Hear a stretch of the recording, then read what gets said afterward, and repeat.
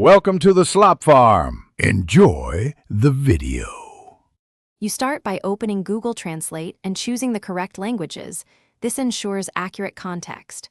Once done, set the source and the target at the top. Use auto-detect for unknown input. Next, pick a mode.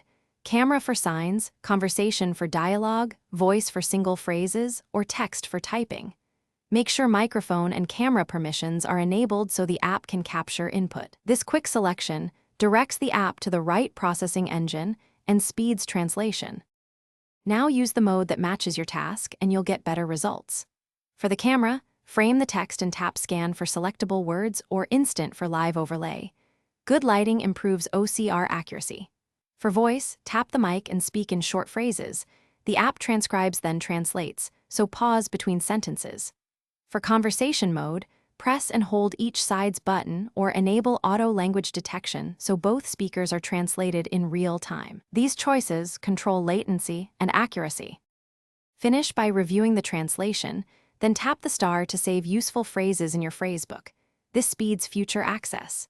If you'll be offline, download the relevant offline language packs in settings so translations work without data. If results are wrong or garbled, check or re-enable camera and mic permissions, update the app, and retry with clearer speech or a closer, steadier camera view. These steps resolve most common failures and improve reliability.